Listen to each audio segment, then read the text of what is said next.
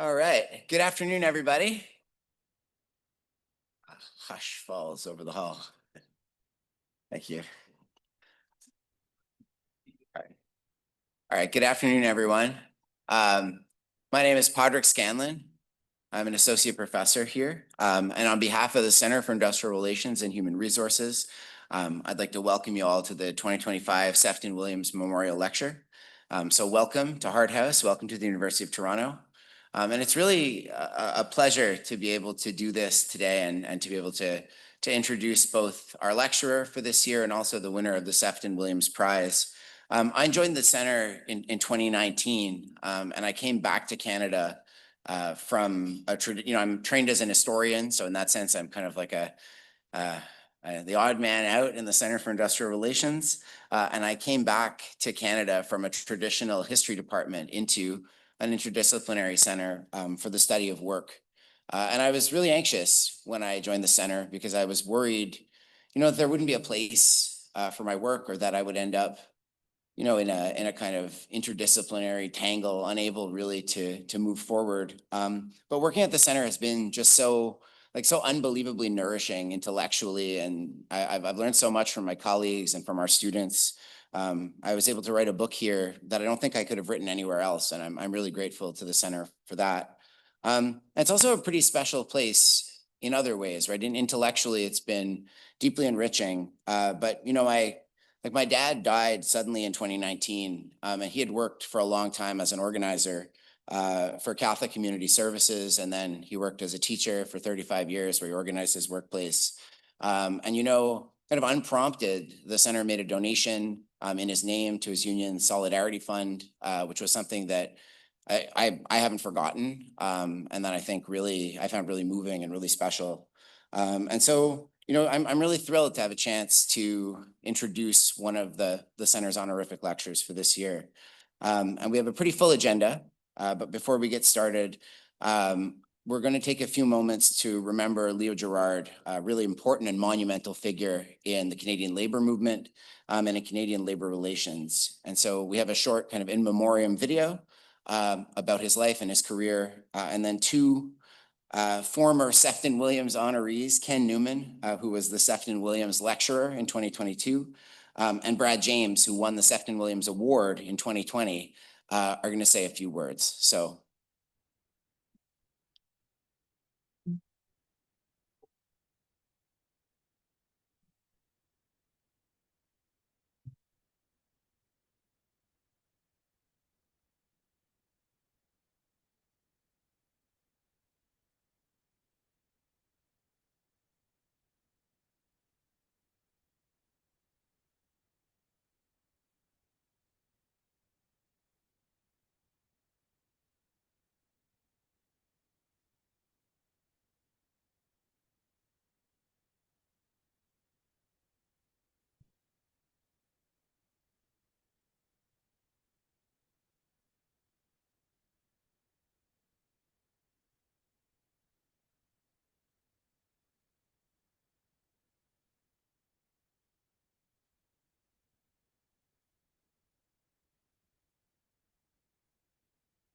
Sure, we've been able to bargain better wages and improve health and safety conditions, and in many cases, better living standards. In fact, let it be known that our union helped build the middle class. Let it be known that without the labor movement, there would be no middle class. And those that attack labor are attacking the ability of people to sustain their families and deserve to get an ass whooping. But here's the good news, sisters and brothers. We've still got something that keeps us strong. We've got our solidarity and the power of our unity, and they can never take that away from us.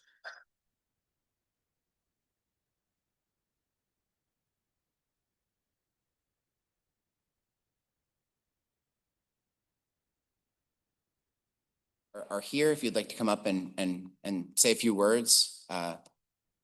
Thank you.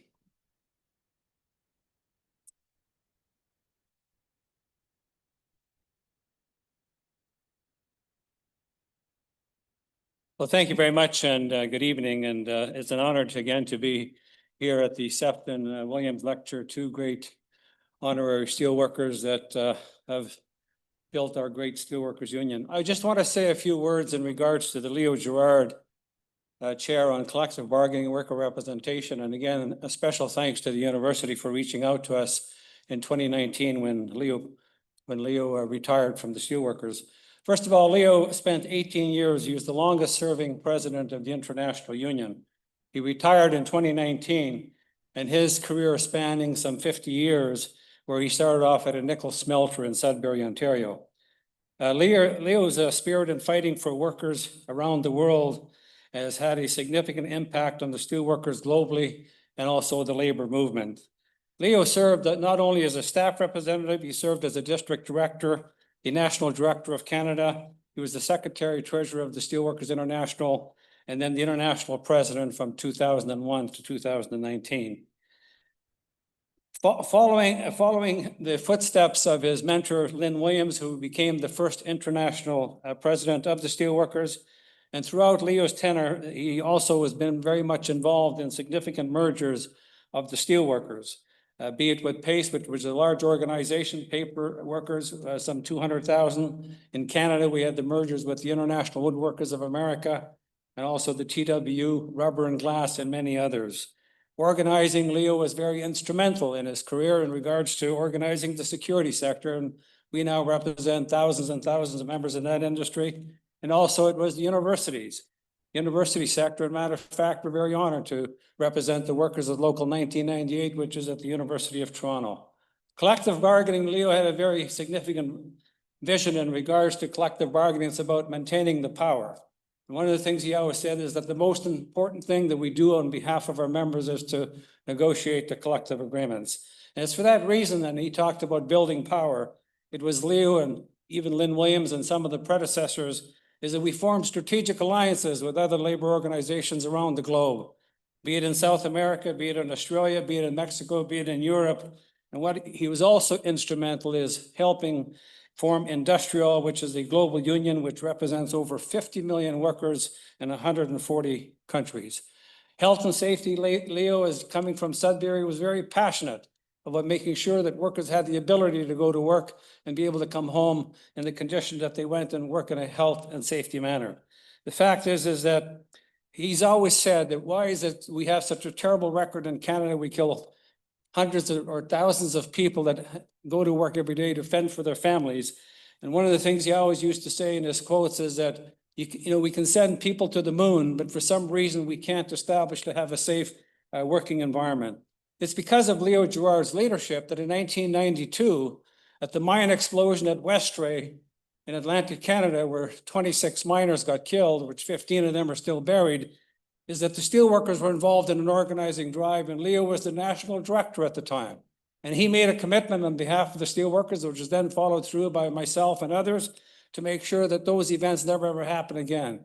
We campaigned for a decade under the Westray to try to change the laws. We amended the criminal code to the extent where we got the Westray bill, which was hopefully going to have a significant deterrent, is that you kill a worker, you go to jail. On the environment, Leo always said that, look, there is no jobs on a dead planet. The fact is that he was very instrumental, especially in the US with the Blue-Green Alliance, which he brought together in 2006. There's no doubt that in my mind that Leo was one of the most influential labor leaders in modern history. Before I close, I just want to share a few things since his retirement in 2019 when he moved back here to Canada. The fact is that we had the opportunity to nominate him for the Order of Canada. And he was given the Companion Award, which is the highest civilian award, and that is on the first tranche that he was able to get the civilian award. And the second thing we were able to do is the university chair on the Steelworkers / Leo Gerard on collective bargaining and worker representation. It's an absolute honor to have that named after our union, but also after Leo, who is no doubt our president. He felt very honored by those two great events. And the fact is that he recognized that the teachings of collective bargaining and the importance that it brings. So it no doubt was an honor. I just want to say that towards the end of his life, I had the opportunity, along with Brad James and others in this room, to continually to go visit him in Sudbury, where he was living in a nursing home. And I know that he was still very active. The fact is that you walked into his room, he still had MSNBC, and you get fairly agitated when he was watching the news of what's happening south of the border, and As you know, our union was involved in the trade dispute on the first term of the former president. So it's very sad to the fact that we now lost this great hero. And I surely thank the university for the opportunity to say a few words. Thank you.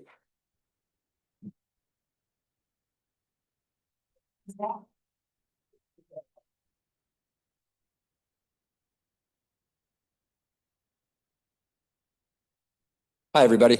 Thanks very much for the opportunity to say a few quick words, and I'm looking forward to hearing from Gregor Murray. Anytime I hear from Gregor, hear his words or read his writings, I get smarter, and so I'm looking to walk out the door a smarter person than when I walked in.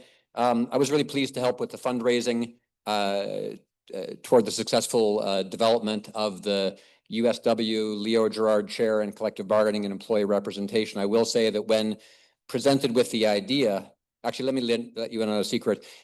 Labor leaders, sorry, Ken, don't listen to this part. Labor leaders have a certain component of ego. And Leo Gerard had his own streak of ego, which I think helped him and helped our members tremendously. But when the idea of the chair was developed, Leo was adamant that his name should come second behind that of the steelworkers, that it should be the steelworkers / Leo Gerard chair in collective bargaining and worker representation. And that wasn't a difficult pill for him to swallow. He wanted the union's name to be first, and he insisted on it. I think the establishment of the chair will bring a new vigor and focus to research and engagement around collective bargaining and representation that I think is, from the labor movement's perspective, sorely needed. I'd like to see the labor movement make tighter connections with this kind of research and engagement, and I hope that it helps to further the labor movement's goals as well as further the goals of labor relations in general. Ken Newman, during the fundraising, was the icebreaker on the ship that was the successful establishment of this fundraising effort. Ken always said that he wondered why they asked him to be one of the chief fundraisers with the university in this effort, because he'd spent most of his career asking companies for money and hearing them say no. In this case, he asked them for money and they said yes. So don't tell our members that, but most companies that we approached, almost all companies and employers, institutions, other labor organizations and individuals that we approached said yes to helping fund this chair. I think the chair is a fitting tribute to Leo, and today's topic about experimentation in unions is fitting because Leo, despite the fact that he came from Sudbury, from the union's traditional membership, from its mining and manufacturing core, was an innovator in the union. He was always pushing for change. As Ken mentioned, early on in his career, he helped the union develop a growing membership. Now, I'm not sure how many thousand members, I think 5,000 or 6,000 members in what was previously a very low-paid sector, that is of contract security guards. Our union has established a significant membership in that sector in the province of Quebec. Leo tweaked the model and helped bring it here to Ontario and focused on organizing low-wage workers. And I think that's something the labor movement needs to focus on more, and Leo was an early innovator in that. I will say, just want to tell one little anecdote about Leo.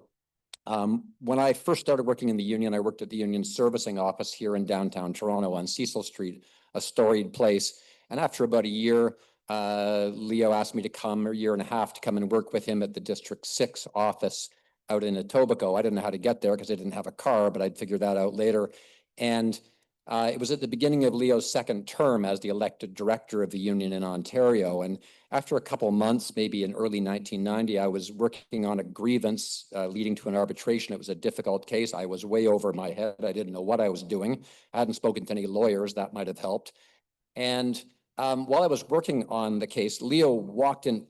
Leo didn't really walk into offices. Leo, much like the big Kool-Aid guy, crashed into offices. So he crashed into my office and he slapped me on the back, almost, if I had any hair, he would have knocked it off. And he said, "How's it going?" And before I could answer, because that was his style to provide the answer, he said, "It's fun, eh? It's fun, right?"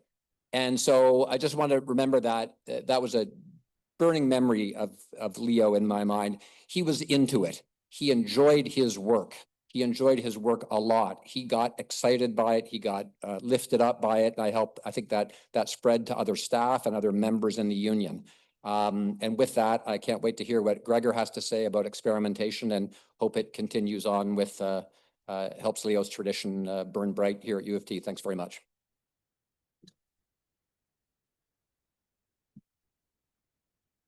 Thank you very much. And just, I think on behalf of the center, we're really delighted to be hosting the USW Leo Gerard Chair. And now to move on to the next part of our program, I'd like to present this year's Sefton-Williams Award for contributions to labor relations to David Fairey. So David has spent more than 50 years working in labor relations, including 35 years at the Trade Union Research Bureau based out of Vancouver, where he's worked as a consultant across Canada, across industries, across the public sector, and across the private sector in a very long and distinguished career. And in addition to his work in advocacy and in consulting, he's also had a research career as the founder and co-chair of the British Columbia Employment Standards Coalition, where he worked for, I think, 14 years, and has worked both, as an advocate and as a researcher on behalf of workers in Canada and beyond. Most recently, he has done some consulting and worked as a consultant for the Health Science Professionals Bargaining Association, where he led a joint industry committee for the redesign of classification and compensation of more than 70 paramedical disciplines under a single collective agreement. So a project of enormous complexity that had a lot of impact on a lot of workers and across an entire industry under a single collective agreement. And he continues to serve as the co-chair of the BC Employment Standards Coalition. He continues to serve on the board of the Migrant Workers Center and on the Center for the Future of Work. And so it's a great pleasure on behalf of my colleagues in the center to present David Fairey with the 2025 Sefton-Williams Award for Labor Relations.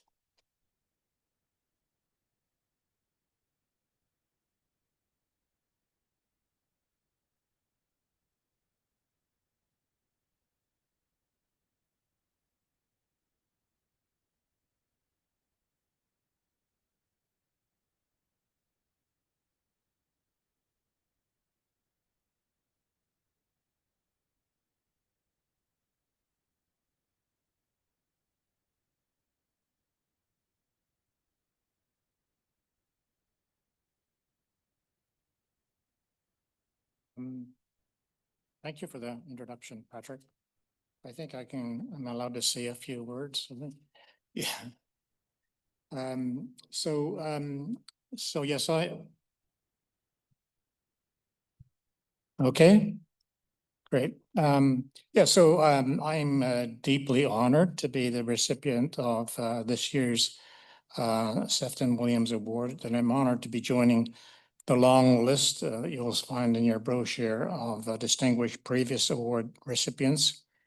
I'd especially like to note the 2023 award recipient, Dina Ladd of the Toronto Workers' Action Centre, whose exemplary advocacy on behalf of unrepresented workers I have long admired and appreciated.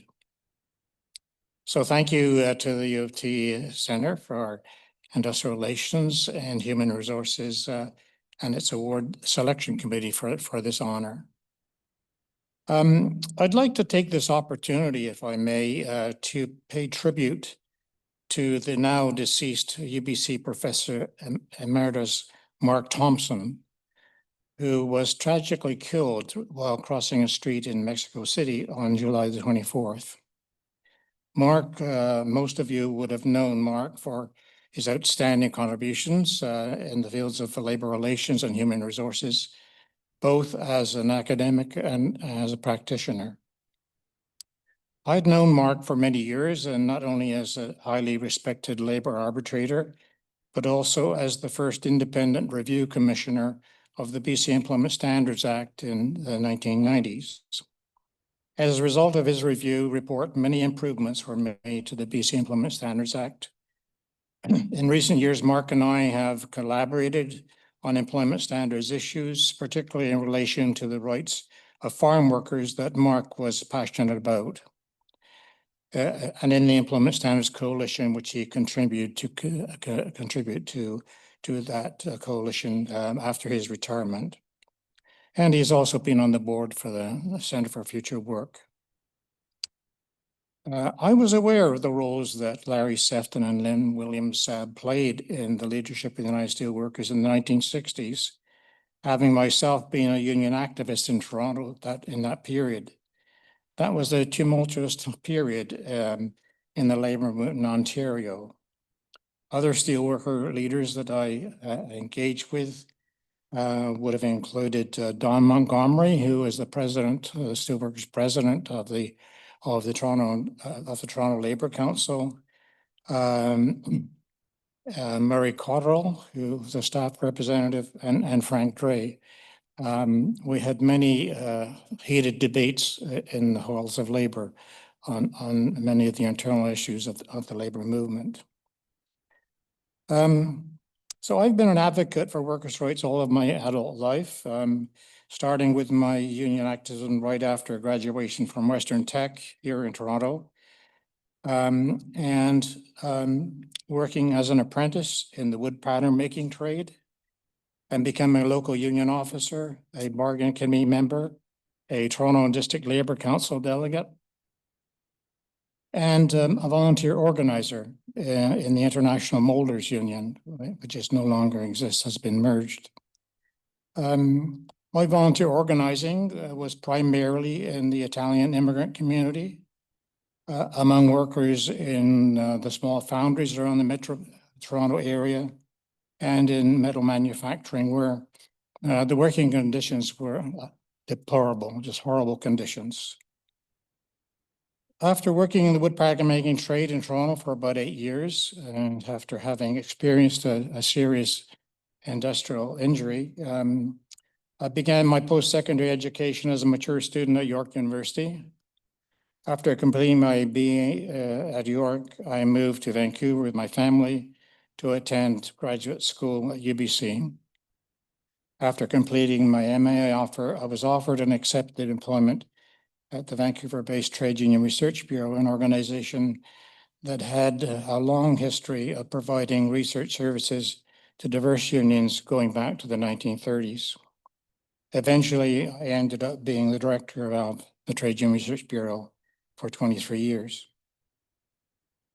Over the past 25 years, aside from being a labor relations research consultant for diverse unions, my focus has been on the need to modernize employment standards legislation, the need to remove barriers to unionization for precariously employed workers, and for improvements in the rights of migrant and temporary foreign workers. Of particular concern of the organizations that I've been involved with in recent years has been the widespread employer misclassification of their employees as independent contractors so as to avoid their obligations under the Employment Standards Act. The numerous exclusions and variances in the Employment Standards regulations, and the failure of public agencies charged with administration and enforcement of the minimum standards, excuse me, to expedite resolution of worker complaints and to proactively investigate and enforce their standards. Overall, the floor of the minimum employment protections and benefits the employment standards legislation is supposed to give up unrepresented workers as gaping holes that are getting bigger. In this regard, is my assessment that there is a serious systems failure. So there's much work to be done to close those huge employment standards gaps. So in accepting this award, I do so in part on behalf of the Employment Standards Coalition in British Columbia. I think I'm the first person from British Columbia to receive this award, which adds to the honor I feel. In fact, there are a couple of members of our coalition here today. Graham Moore. Graham, would you identify yourself? This is Graham Moore. Graham was an employment standards officer in the Employment Standards branch in British Columbia who resigned in protest against the cuts that the Liberal government made to employment standards and the Employment Standards branch back in 2001. And Graham has been a source of very experience and information about employment standards, how they work, ever since then with us. I'd also like to recognize Chris Sorio. Chris, identify yourself. So Chris Sorio is with Migrante Canada. Previously, he was in British Columbia, represented Migrante BC on our coalition and was co-chair with me. So it's great to see a couple of people from our coalition here this evening. So once again, thank you for this honor. And yeah, thank you.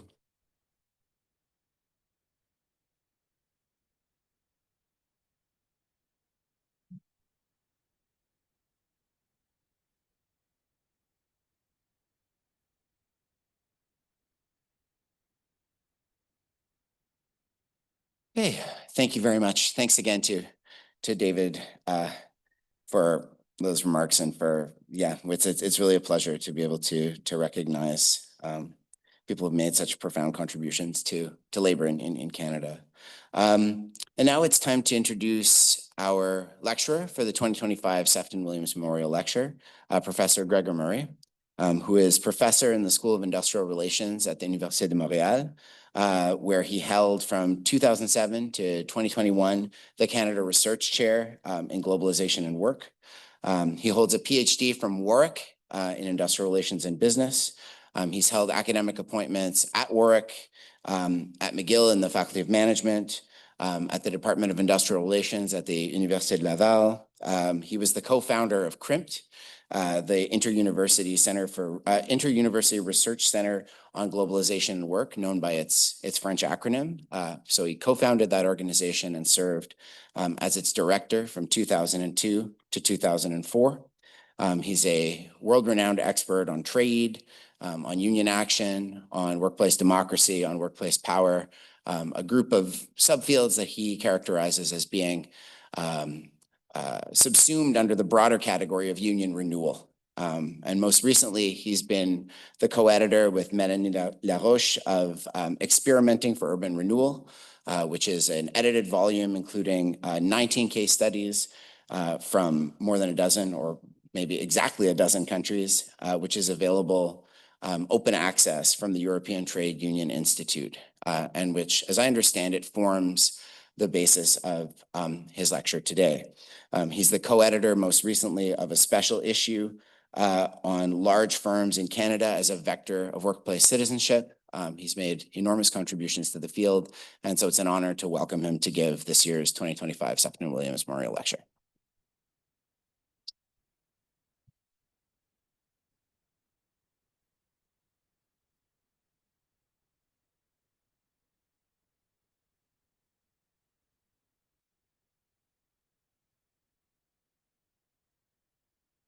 You want to have a dryer? No. Thank you.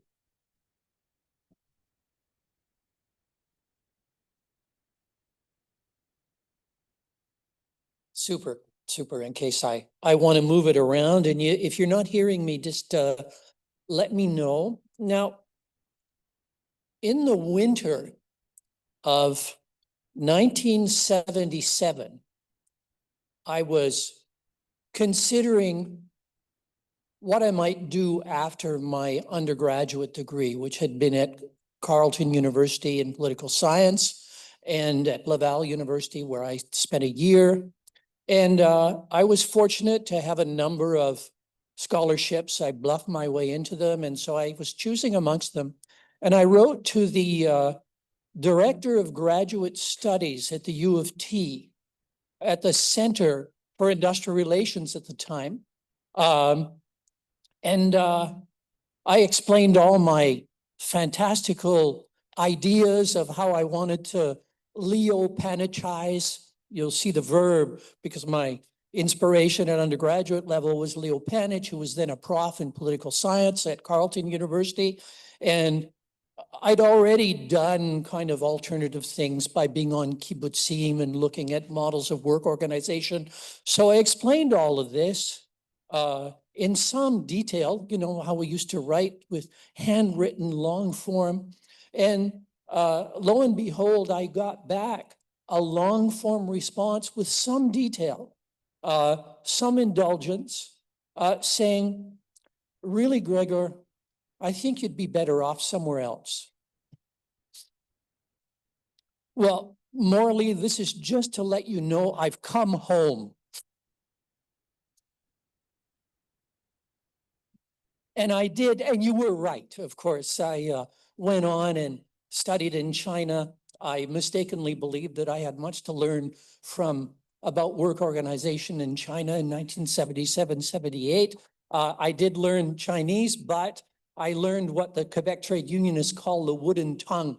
In other words, spouting off just about anything, which has nothing to do with anything, but is supposed to explain where you are and how it works. So that was useful. And then I went to Warwick, as Professor Scanlon said, and did a PhD. And the rest is history, except part of that history was to pluck me out of the UK. And so if there's anyone to blame, it's Shirley Goldenberg, who is here present, who was a professor at McGill University at the same time. Shirley is a young scholar who had the Sefton-Williams Award in 2001. She was the first woman to be president of the Canadian Industrial Relations Association, which of course was a completely inclusive but gender neutral organization as long as you were a white male, until there were a couple of people who came along. But you know that history, I'll come back to it.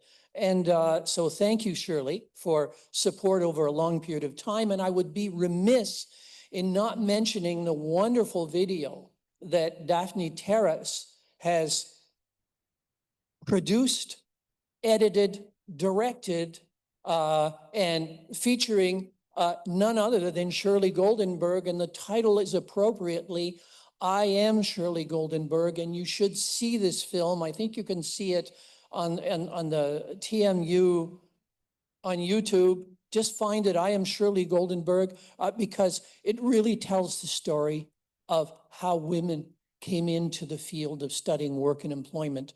And it wasn't an easy journey by any means, but Shirley exemplified this with dignity and creativity and considerable steadfastness, which was required.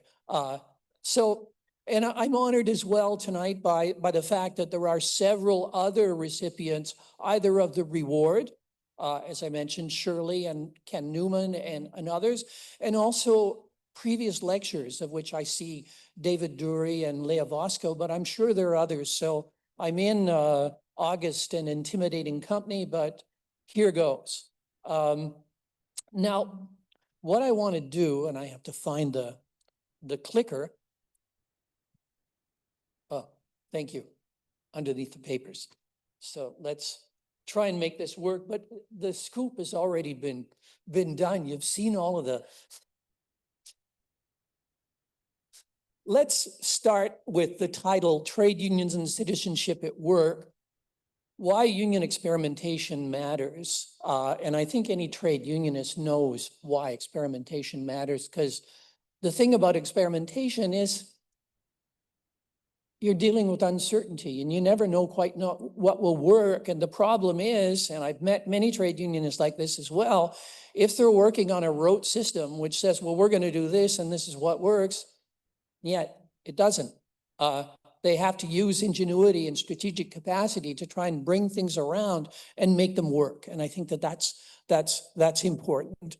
So where I wanted to start was, and just one second here as I get the papers in order, is with these wonderful predecessors. And Lawrence Frederick Sefton, born in 1917, died in 1973, born in Iroquois Falls, Ontario, active in the union from 1941, hence blacklisted, and comes to work for the steelworkers as a result. Becomes District 6 director from 53 to 73. So 20 years as district director, very, very significant. Lynn Williams, born in Springfield, Ontario, in a Methodist family. His father, well, his parents were of the clergy, because you couldn't be a woman at the time and be married to a clergyman and not be part of the diocese. His education was at McMaster University, and then he did, of all things, I didn't even know you could do it, an MA in Industrial Relations and Economics at the University of Toronto in 1947. So an illustrious predecessor for Brad James, who just spoke. Active in his USCW local at John Inglis and Company from 1947, full-time staff from 1956, and District 6 Director from 1973 to 1977, before becoming International President from 1983 to 94. I might have missed something out there, but you'll figure it out. He might have been International Secretary Treasurer in the interim, and I think I skipped that. So an image of his book, One Day Longer, an image of the plaque in honor of Larry Sefton. And next, we would be remiss if in speaking about this heritage, we didn't talk about Leo Gerard. Now, it's been beautifully set up by the video and the announcement of the Leo Gerard chair, but it's important. He was born in Creighton Mine, wherever that is, Ontario, because active in the union as a steward at Inco right away from 65. I remember someone telling me, and it might have been Hugh or David McKenzie, that's saying nowadays managers would take them right into company management, but then they were so stupid that they fined him for reading in his forklift truck. And, you know, someone who wants to learn and improve himself and gets fined for doing that on the job when there's nothing else to do was the first step on the way to him becoming a union activist. He has a degree from Laurentian University, which he greatly supported in its labor studies program because he was a proud Sudbury boy.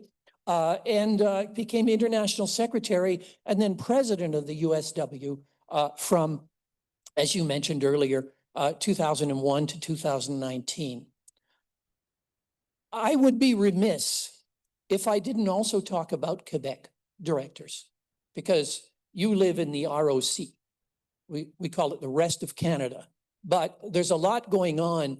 Where do the multi-unit locals and the steelworkers in Canada come from? They come from Gérin Lajoie, who went out to BC and saw what other unions were doing and said, we can bring this back to Quebec and use it for security guards, use it for restaurants, use it for all kinds of things. He was a very innovative leader. And for heaven's sakes, he was already active in the union executive at Montreal Cottons when he was 19. But somewhere along the way, he studied, and I have it wrong here, at Université Saint-Louis. It was St. Louis University, but it was still a Jesuit Catholic university, but in Missouri and not, there's another one in Belgium. And it's interesting because the motto of this university is learning to do good. And he was also a Rhodes Scholar, studied at Oxford, and then came back to McGill and did a PhD in economics. And we're talking about a person who becomes then USW union staff and also district director. And later on, he became a professor at HEC. And he comes from a very illustrious family. But it's interesting, this permeability that we find both in the steelworkers in Ontario and the steelworkers in Quebec to have ideas and intellectuals, and for heaven's sakes, if you come with a PhD and we're a Rhodes Scholar at Oxford and you start working in the union, there are a few people are going to say, c'est pas mal un intello, celui-là. And he was, but he knew how to do a lot of different things. So what do these founders have in common that is important for this lecture? Well, they have an early informative engagement with workers and workplaces, most often forged in conflicts, contesting bad management behavior in industrial workplaces. They all have that. And that was all, in each case, quite often the starting point. Secondly, an abiding commitment to the underlying values of the labor movement. starting from the injuries of arbitrary and unequal treatment that run against the principles of justice and democracy. It just ran up against them. And that was because they had this underlying value structure. It could be for Williams, it was Methodism; for Jean Lajoie, it was Jesuit Catholicism, but they had this value structure that they wanted to bring to their action. And they had a passion for an emphasis on learning. For Williams, Lajoie, Girard, and Sefton, notably a willingness to keep the lines of communication open with universities, with researchers, but also to bring it in themselves. And I think that this is quite a distinctive characteristic from many that we have seen. And ultimately, or lastly, I want to emphasize their willingness to experiment. If we look at the arc of their trajectory in terms of strategy, it varies. Sometimes they're wedded to cooperation and the possibility of joint activity. And then Leo Girard, in the context of the first Trump administration and well before, is really about social class and the problems of inequality in the US. And we can say this about Girard Lajoie, who was very open to experimentation of different kinds. Sefton McDowell, who I know less well, but certainly had to experiment in a variety of ways. And I'll cite another Quebec director, Clément Godbout, who was an amazing District 5 director. And I remember saying, Clément, how do you approach the way you experiment? And he says, when I see a cliff, I jump off it. And that was Clément, but it's also something which says you have to entertain risk and you have to embrace risk in order to see what you can pull off, but it doesn't always work.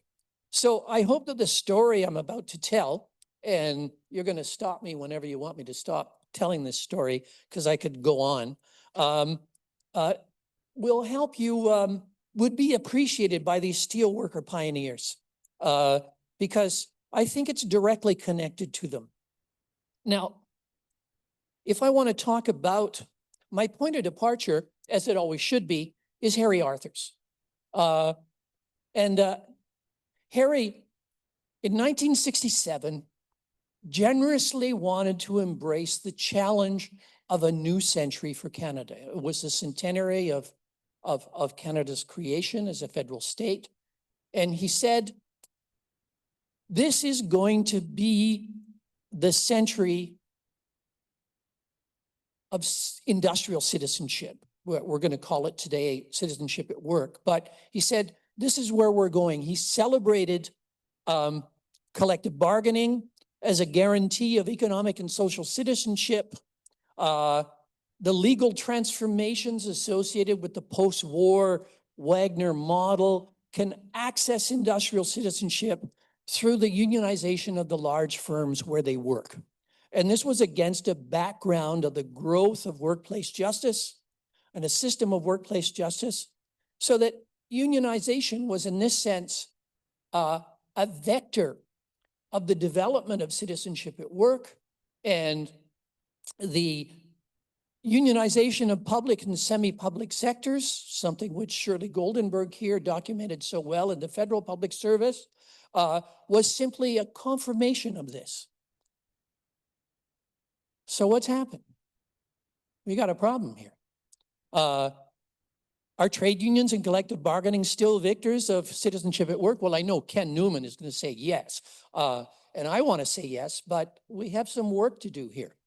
So I'm going to draw on some research collaborations with colleagues in Quebec and start with the precepts of citizenship, of this citizenship. I'll call it the Industrial Relations Catechism. You'll excuse the Catholic reference, but a catechism started out as a book of instructions for the Romans, and it was oral instructions for the Greeks. So we know what it is. We have our instructions. What should it look like? Then I want to set out a few possible trajectories for this evolution of this citizenship, and then take us in to the study of a particular local, which must remain nameless, but I probably wouldn't talk about it if it wasn't the Sefton-Williams lecture. And it's in Quebec province. And ask what insights we can draw from this. Now, I'm going to draw on some work that I'm doing with colleagues, and it's in color because their contribution is magnificent. In 2010, Michel Coutu and I had already started working on citizenship at work, and I know that Joanna Westar was there and has since developed much, much more on citizenship in the gig industry and the gaming industry. I've also produced this, which was mentioned earlier, a book on experimenting for union renewal, and we're continuing this, and there'll be a French version of this. And then we did this issue with Mathieu Dupuis of the Canadian Labor and Employment Law Journal on citizenship in the large firm, which has quite a varied number of contributions. Now, what's the industrial relations catechism? What are the core principles? And I will confess that I never quite had to cope with this until I began doing development work on work and employment in China and Vietnam. So it's kind of getting back to basics. And you say, well, why do we do this? What's the reasoning behind this? Now, of course, we had the fond hope, like the last time I went to China, that this was going to change things and there was much to learn. We learned much, but one of them was that it was possible to clamp down on this. But nonetheless, as they say, there are hundreds of millions of trade union members in China, and there's collective bargaining at a high degree of coverage. It's just the unions, some are contentious and democratic, and others are not. They're organs of the party, and that needs to be their first principle of loyalty. So I've put together 21 reasons, that's a bunch, but of why you should bargain collectively. And if you bargain collectively, it means you should be a union member. And tried this out and it seemed to work. And I actually did it for a book edited by my colleague Patrice Jalette in 2020 called Industrial Relations in Questions. So it's a nice volume. So why bargain collectively? Well, first of all, for the workers. And excuse me for taking you through this, but I think it's actually important to see the reasoning. First, to promote dignity, because that's where unionization starts. On the power imbalance, dealing with arbitrary treatment, which is the main motivation for unionization. So it's freedom, security, equity, dignity. And all of those leaders that identified started out around that issue. And if I had a room full of trade union activists here and I asked each one, how did you become active in the union? Well, my manager was a jerk.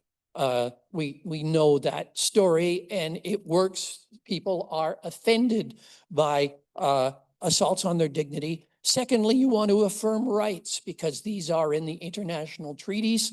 You want to ensure voice. And I don't know whether Raphael is here, but your workers' assembly is exactly looking at voice issues. And by the way, I'm making my nomination for the next Sefton McDowell. It's kind of revenge lecture. It should be Raphael on that initiative. But what do I know? But he can't nominate himself, so someone else has to. So I just did.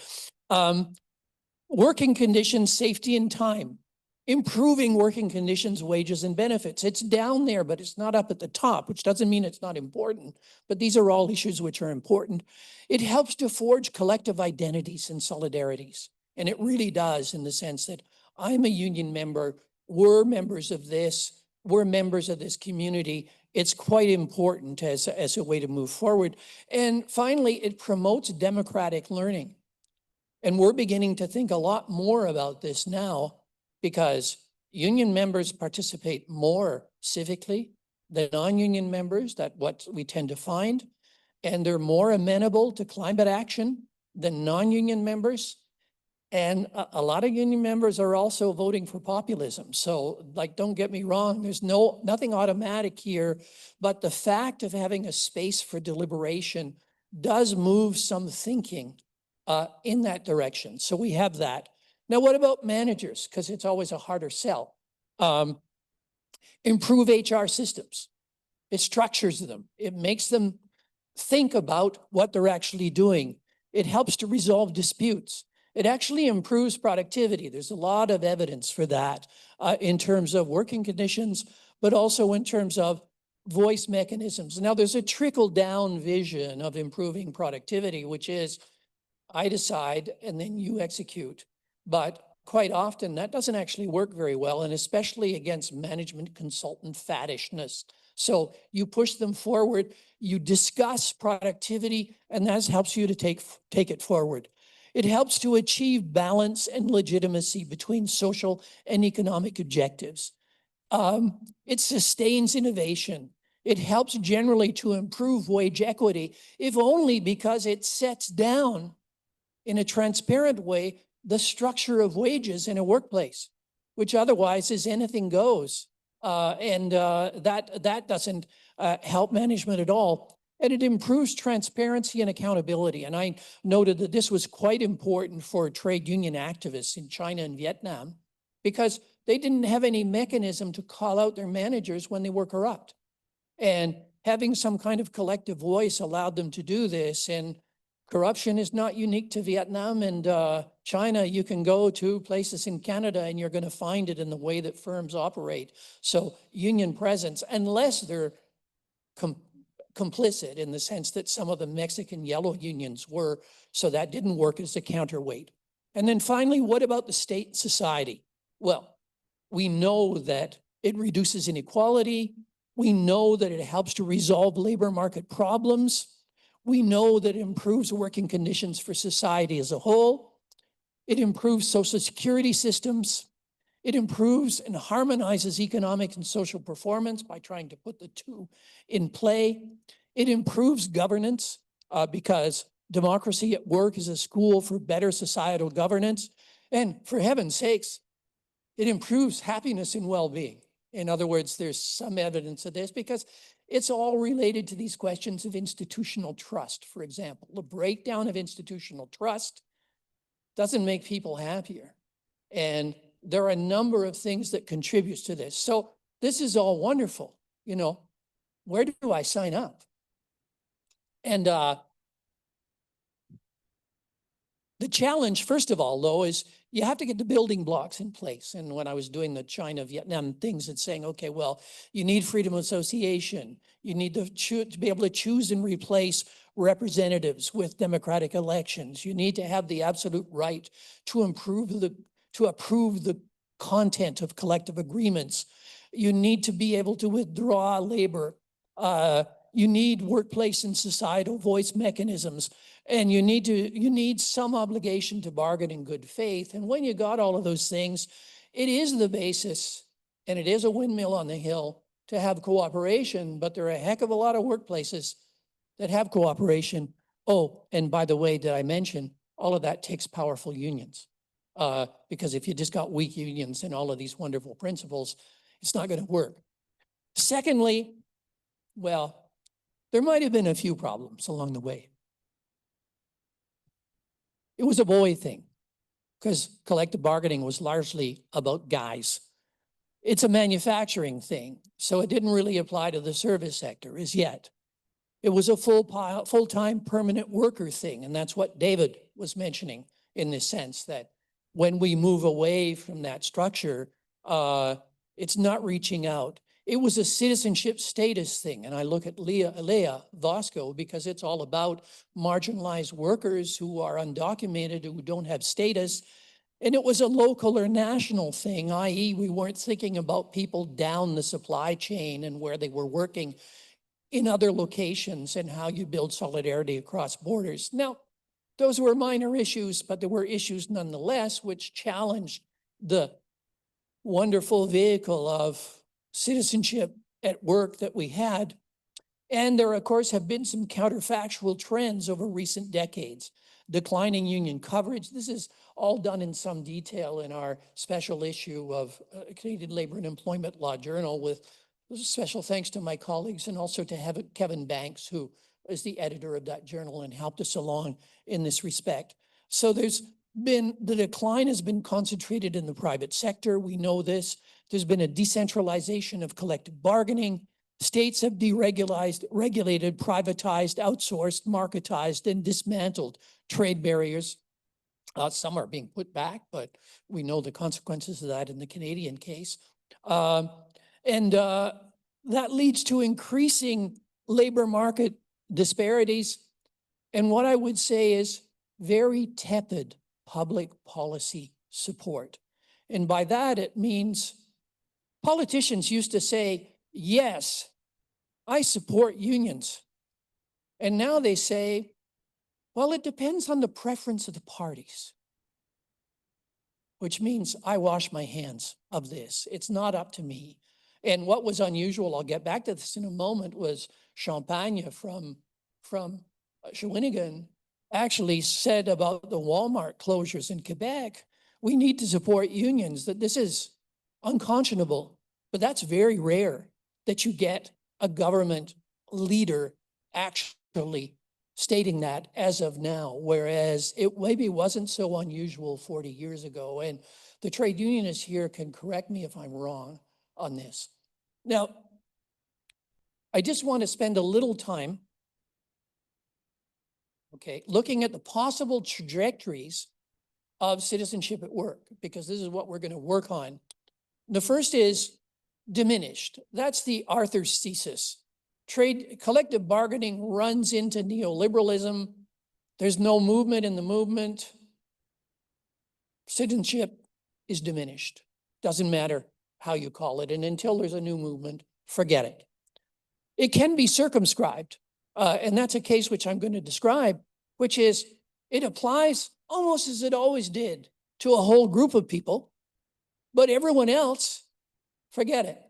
New hires. What's a new hire? Oh, that's the person who doesn't have a pension plan or a different kind of a pension plan or this or that, you see? And then you get to the actual fragmented citizenship, which it's like a David Whale fissured enterprise. It's all over the map. And I remember talking to people in the public sector in the United Kingdom, which is they said, well, it's like archaeology because we never know what period we're dealing with and who is working under what conditions.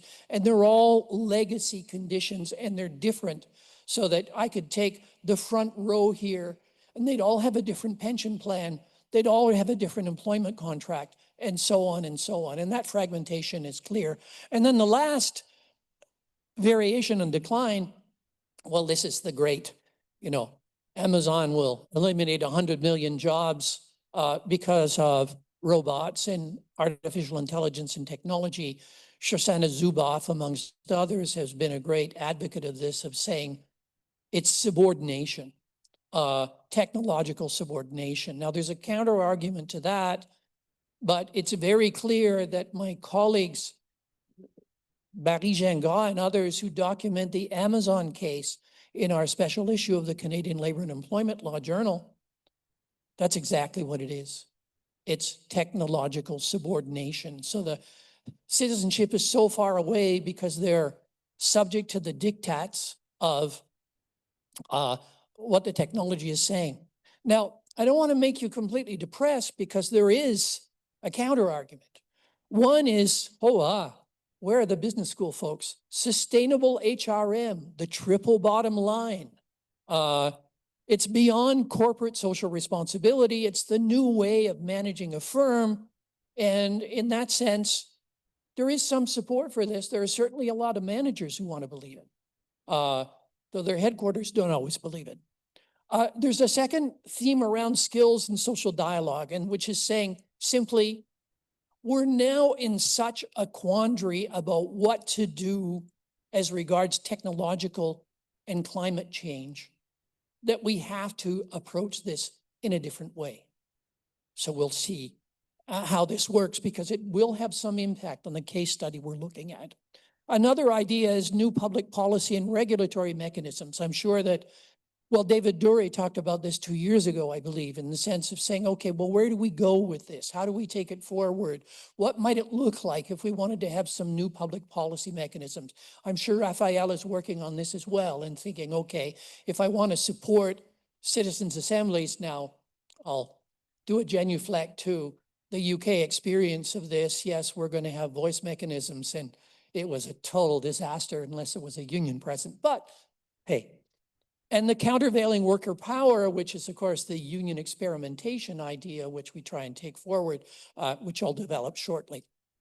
Now, this takes us to a case study that I want to talk about, and you can read about it in the Canadian Labour and Employment Law Journal. We call it a critical case because it's strategically located and helps us to understand the evolution of citizenship at work while looking at those different hypotheses that I put forward about its possible trajectory. It's a large multinational firm. To get the information, we needed to make the anonymous, anyone who's dealt with a university research ethics committee, but also just if you want to talk to managers, it puts them at ease. So anonymous, but metalworking in Quebec, global firm. Timeline, multi-decade analysis. I think I started working on this in 1989, and Mathieu and myself have still been working with others in 2025. Now, if Mathieu was working in 1989, you'd have me up on charges of child labor. So no, he wasn't there then, but the idea is, and it was popularized by Burroway amongst others, is that you need to look at this over the long term. I'm sure a historian would agree in this sense of looking at how things evolve. And it's multi-method, discussion groups, talking with managers, participant observation, all kinds of things. It was very enchanting. In 1989, I was a prof at Laval, and they invite me, this person with the weird French Canadian accent, to talk about how they should deal with things. I think they knew better than I did, but it led to a long-term relationship. Now, I point out Mathieu here with whom I'm working, and this is largely derived from our joint work, so it's important to outline this. And for your information, Mathieu is the new editor of Relations Industrielles, Industrial Relations, which Joanna is the chair of the editorial committee, so it's on the up and up. And one of the things that I did was with colleagues of saying, okay, how do we stretch out the citizenship at work? And we did a special issue of Transfer, the European Trade Union Institute scientific journal, and we called it Making Work Better. And what we tried to do, Christian Levesque, Nicolas Roby, Dalia Gesualdi Fecteau, was to say, okay, how do we have a broader understanding? And because our problem was, if you just talk about job quality, it's generally, do you have a union? What are your working conditions like? What's the security like? It's not enough. It doesn't find what we think are key aspects. So we said, you need to look at economic and social risk right across the spectrum, from the ability of a youngster to say, can I get married or cohabit, have children, and purchase a property? That's risk, and it varies over periods of time. It's about autonomy and control, how you control the work that you do, how it relates to others, but also how you control your work relative to the rest of your life. So you've got that aspect. And the third dimension, and it really comes from Isabelle Ferrara and Dominique Meda in France, is about expressiveness. So it's the social value of work. Is it meaningful, fulfilling, useful, sustainable? About the learning opportunities that you have, your ability to build a career and a social identity, your access to collective representation, your opportunity to contribute to the common good of the community. These are all things that relate to expressiveness at work, and we find it important. Now, you might say, well, not everyone wants this, but you don't have to talk very long before you see that it's actually important. So we've been doing some discussion groups around climate change, and people start out, well, this has nothing to do with me, I don't know. But the more you push, the more you find, well, yeah, that's true. My children are talking to me about this. Yeah, It's changed the patterns of the way we hunt and fish, a whole range of things where it helps them to think about their role in their community. And this will not surprise you. So I have 4 periods in this, and this is where I'm really going to be very fast. Yes, as my partner. Thank you for that. A first period, which is, we started looking at this from 2007, so we could do it over about 20 years. And it's fairly traditional in the way that it works. A second period where 2007 to 2015, there's a purchase by a multinational firm, and they just really decide this needs to look more neoliberal. In other words, we need more flexibility. We need to subcontract. We need to do this. We need to do that. At that time, there was also a non-union establishment opened, since closed. A whole range of aspects here, which are quite interesting, so that the union management strategies begin to change, and it leads to a major bust up. A long, long term. I won't say whether it was a strike or a lockout because it's an identifier, but just to say that it lasted a long time. And the workers and their union demonstrated incredible ingenuity in the way that they did this and the way that they organized. Just to give you one small example, they knew that community support was key. And in some ways, this is a drawing on the steelworker, model campaign that we saw developing out of the US. But what they did was the president of the union went and talked to every what we call garbage radio DJ who would possibly be talking about this off the record to say, this is what we're going to do. These are the issues. This is why we're doing it. In other words, trying to neutralize the media environment of what they're doing because they knew that the stakes were high. And that led to a third period, which is one of considerable experimentation. I know you're trying to identify. You'll never identify it. It's anonymous, Ken. But it led to a period of considerable experimentation because the union is then saying, well, what do we really want? We want investment. We want to secure long-term jobs. And they went to considerable risk, Lynn Williams style, but Jean-Gérard Lajoie style and others of saying, okay, well, if we do this, this, and this, will you do that? Now, the problem of that is you've got a multinational off in other countries and you've got managers locally, and the managers are quite connected regionally, but they have to convince internationally when the international firm is dealing with commodity markets and a whole range of other things. So a lot of flux. And that leads to a final period, which is from 2020, which is really saying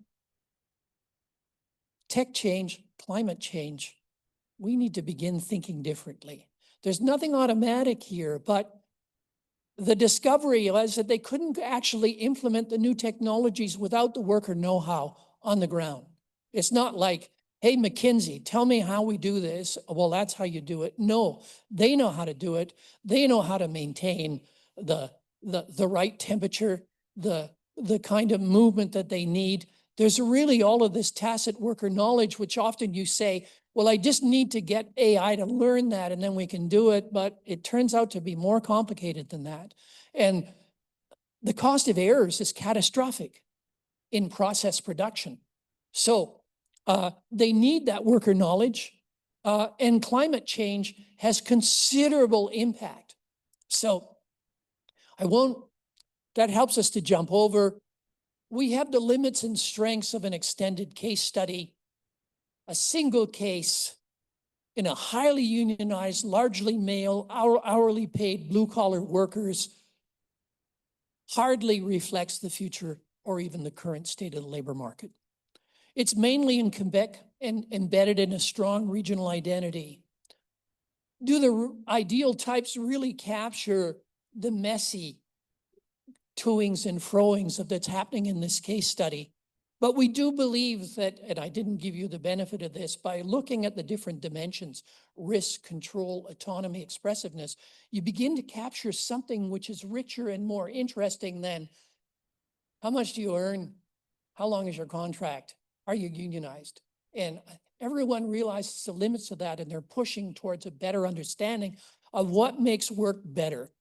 So when we revisit the trajectories, my argument here is that what we really see in this case, and this is because of the huge set to around subcontracting, which can either be described as a victory, which it was a kind of moral victory, or at least a stalemate. The multinational did not succeed in pursuing the kind of subcontracting that they wanted. They retained the basic core of workers. So it's a circumscribed citizenship because at the same time, there's a new pension regime for new hires and so on and so on. It's not really fragmented. It's not subordinated, but as I just mentioned, we can look at other cases in our special issue of Canadian Labor and Employment Law Journal, and that's exactly what we see. So this circumscribed citizenship was happening where there's a continual recalibration. The quality of work remains high, subcontracting is limited. They move away from teamwork towards Taylorism and then say, oh no, we need to move back because we need the worker knowledge. It's in flux. And the new technologies are subject to informal custom and practice. Now, on expressivity, they move to a greater sense of investment in that the workers are carrying the spear for the region, that they're making the argument, look, we're giving you the water, we're giving you the cheap hydro, you want to continue producing here, those are public goods, you have to make investments. And I think that's an important argument which they began to win. There's an increasing need to navigate significant technological and ecological change, which requires important shifts in union and management strategies. So they both begin to experiment more. And it's not a simple tale of diminished and largely circumscribed citizenship because they're working on these other mandates. Now, if I revisit the trajectories here, and I just remind you, sustainable HRM is this integration of the triple bottom line. We need to be profitable. We need to be responsible to the community. We need to be socially accountable. Much evidence for this.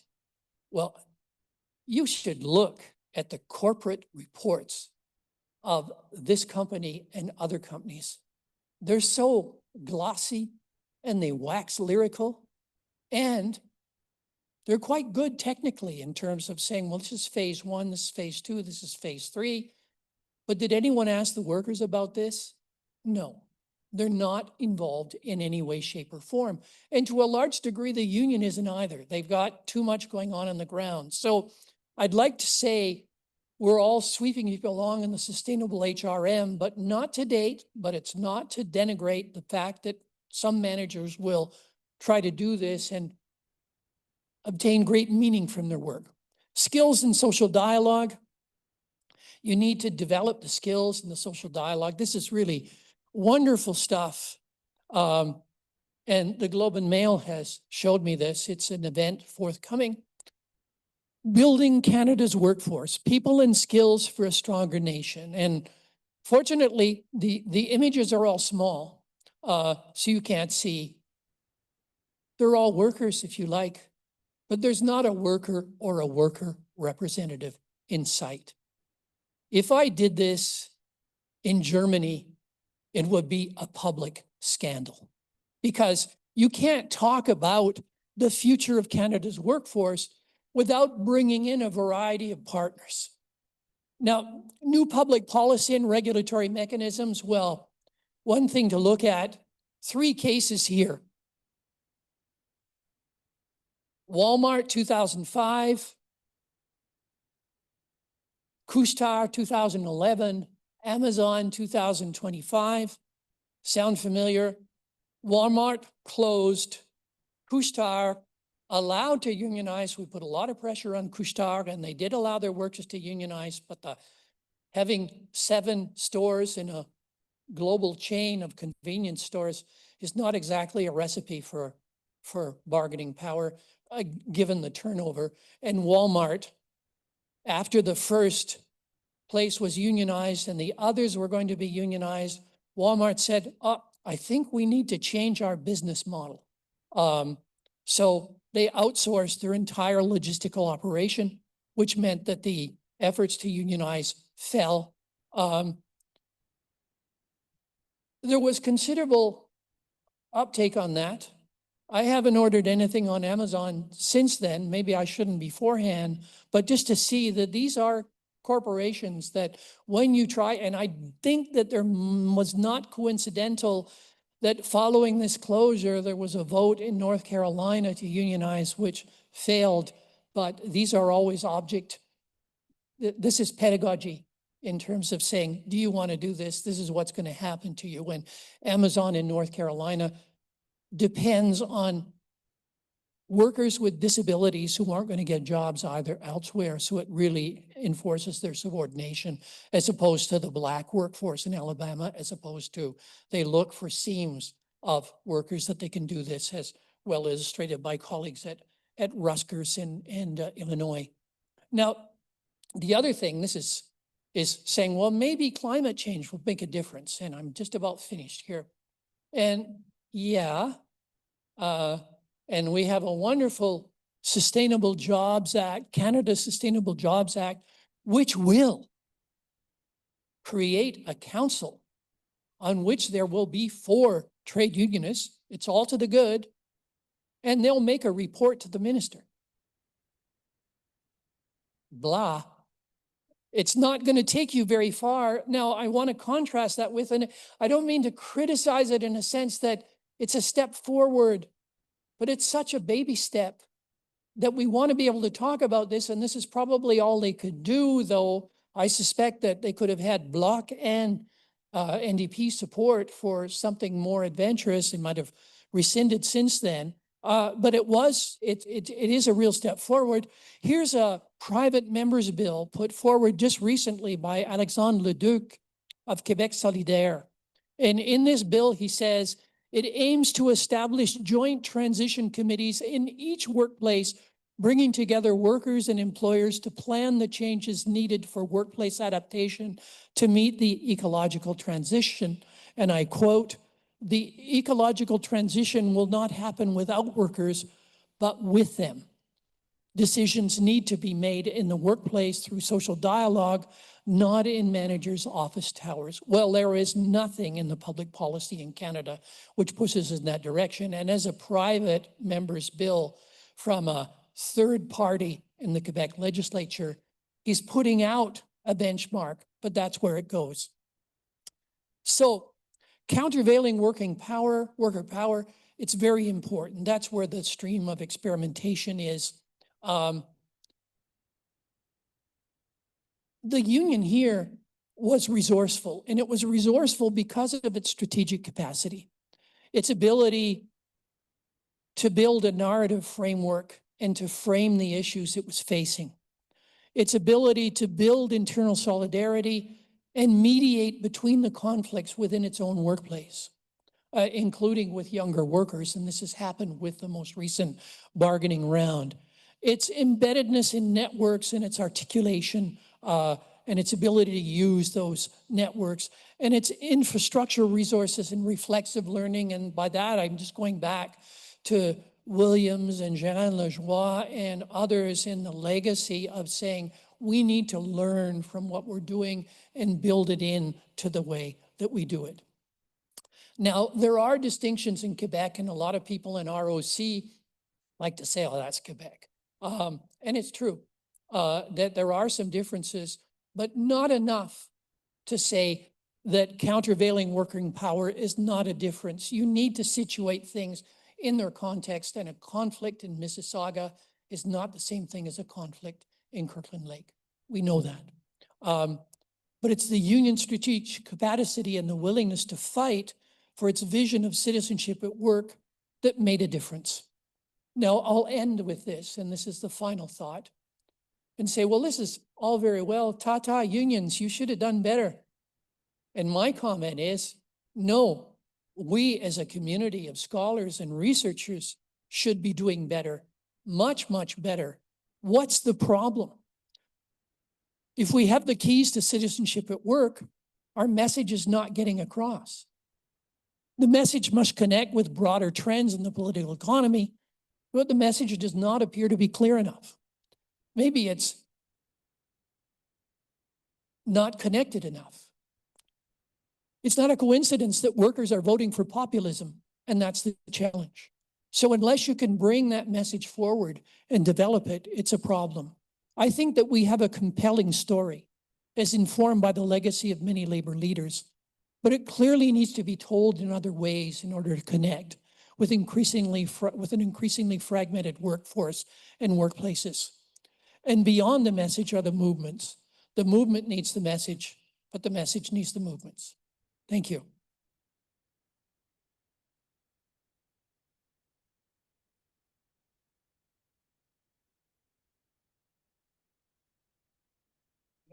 We don't have, oh, thank you. So we don't have a ton of time for questions.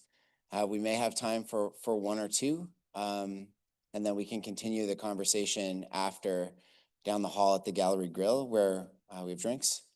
But I'll turn it over to Professor Murray. Yeah.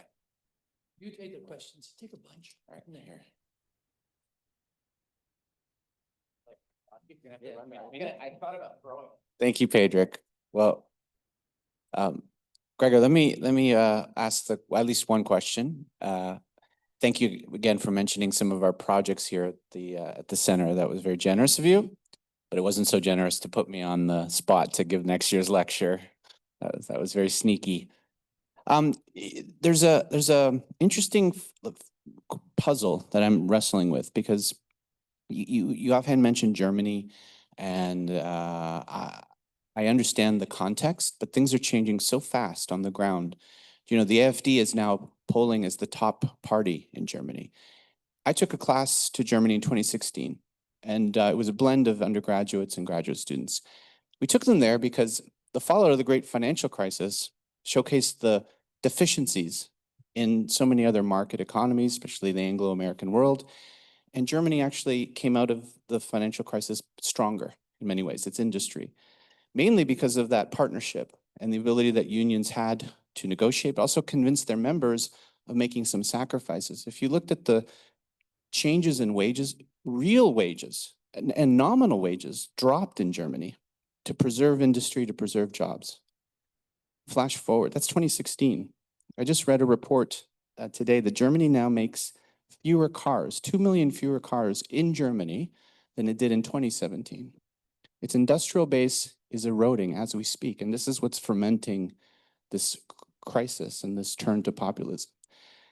And I have to put the question as what's the culprit, what's changed?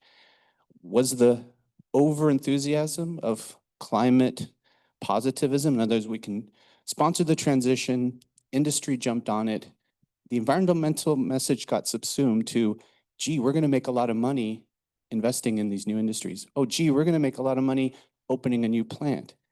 And the fundamental storyline of what early environmental movement activists were saying was kind of subsumed. So I just want to put that out there as, is that what's happening in Germany? Is that we just rushed too fast? And maybe it ties it all together. Were workers ever really involved in any of this? Or was it happening at a level that was above in Davos or in boardrooms? I'm just asking because I don't quite know what's going to happen. Bundle them together. All right. This was here. I'm trading all the mics here. I'll bring that one up to the. Somebody else have a question? Yeah, let's go for it. Okay, thank you. Thank you for an excellent presentation. I found it really interesting. I mean, a lot of parallels with my own work. I mean, I'll start with the premise that, of course, unions are not perfect, but they have they're the best shot working people have at getting some stability in their life, right, and work. But I am curious about one factor that I hope you might be able to expand on, because there seems to be a good deal of research that suggests it's not for lack of ideas that we're not able to actually make a bigger dent in reversing some of the decline. And I couldn't help but think about another Leo you mentioned during your presentation, actually at the start, Leo Panich. And it seemed in his opus that he wrote with Sam Gindin, right? And one of the parallels in his important book From Consent to Coercion was that the labor movement itself needed to be democratized. And this is a long-standing critique from even rampant supporters, right? And I think we saw that very clearly in two recent examples with Air Canada, striking Air Canada workers who defied back to work legislation, and OSBCU QP workers in Ontario here who also defied back to work legislation. And one of the arguments that points to their success was that it wasn't that they had this hurrah moment that they suddenly became radicalized on the picket line. It was that the union made an explicit effort to deepen democratic links amongst the memberships over a decade to try and build stronger ties. And, so the argument goes that, it doesn't matter how great our lawyers are, and we love our lawyers in the labor movement, right? And it doesn't matter how good we go over the collective bargaining agreements. The fact is we need to have much more ambitious progressive views amongst the membership of self to kind of overcome this alienation that many of the membership feels towards, especially in larger unions. To give one quick example, and then I'll stop talking, is I became radicalized in the labor movement, being on 3 strikes as a Toronto civic worker. And this is by the time I was 20 years old. I was on my 3rd strike, and the last one was the largest and longest civic worker strike in history. We showed up to work that day not knowing we were on strike. Right? We showed up to work and picket lines were going. We were wondering what was going on. So this disconnect, I can't help but think about, is reverberated through my career. And I can't help but wonder if in this union that will remain anonymous, if you can point to some examples which point to some of this successes in deepening these democratic and overcoming this separation, real and imagined, between membership and off executive. Okay, thank you, because we're preventing you from going to the cocktail and the reception where you can continue these discussions. Obviously, 2 excellent questions. Raphael, I don't think we can go fully into the case, but we can also look at the trends in Germany. Where is the right-wing populism strongest? It's in the eastern part where unionization is weakest and where people are not earning the minimum wage and wages are less. In other words, they feel most the inequality. Are people involved? They always need to be involved more. What impressed me, at least in some of the automobile, and they were wrong-footed by a bunch of changes, and we're all being wrong-footed by the Trump administration strategies and a range of issues. So we've got Volkswagen problems. But what was interesting in this is they said, okay, we need a way of dialoguing about the workplaces of the future. And they were organizing discussion groups, and they were putting money into the organization of these discussion groups, which speaks to Carlos' question as well, as how do you get people involved in these conversations? And you can say, well, that's not a magic solution, but where they did do this, I think you can make an argument that they made considerable progress. Is it perfect? No. Do they have a system where they discuss the skill profiles of the future and create pathways to those skill profiles and have multi-partite dialogue around that? Yes. Is it perfect? No. What's changed? I think we need to go into more detail. If we add our friend Gerhard Bosch, he'd say, well, it has a lot to do with wage trends, collective bargaining coverage, and minimum wage coverage. He'd say, without those things, you open the door to right-wing populism, and we're seeing the results of this. He says that it's going to be catastrophic because you can't say, well, because the point of view is not whether it's good or bad for unions. The point of view is whether it's good or bad for the planet. And that will be the problem, because if you can't do it in a social dialogue way, then there are a lot of more authoritarian ways that we'll have to deal with climate change. For Carlo, I think that I've partly answered this, but just to take the examples of our case, a 6-month conflict where people need to show up to get their payment, and where they discuss all the time what's happening, and where there are all kinds of opportunities to discuss, is already a step forward in terms of deliberation relative to your 3rd civic strike in Toronto. They really prepared this one, and they had a lot of discussion. And following on the steelworker model, they also had a lot of discussion with the families. So there was a family solidarity link where a lot of people who weren't workers, and we're talking mainly about women in this case, were organizing, they called it the Pink Coalition, simply because it had such an impact on the region. So all kinds of things happening there. Was it perfect? No, but they did a lot. But they all recognized that on issues like climate change, they're nowhere. They're not doing training on this. They say we need, this is why we have a collaborative project with Unifor, the CSN, and USW Méthodo around this, for which we thank them, and we're working with discussion groups around this. But I will say in June, I was at the Regional Council of the CSN Federation of Industry, and there were about 500 people there, and they asked questions after questions after questions, and then we met them in discussion groups by industry sectors, and we got them to talk about their workplaces. I think that's important. That's an important deliberative process which brings them along the way, but part of the way, and helps create that countervailing power, which is essential, because they never would have survived a 6-month conflict without having that, without developing that. And that's a lot of other aspects. I'll leave it there.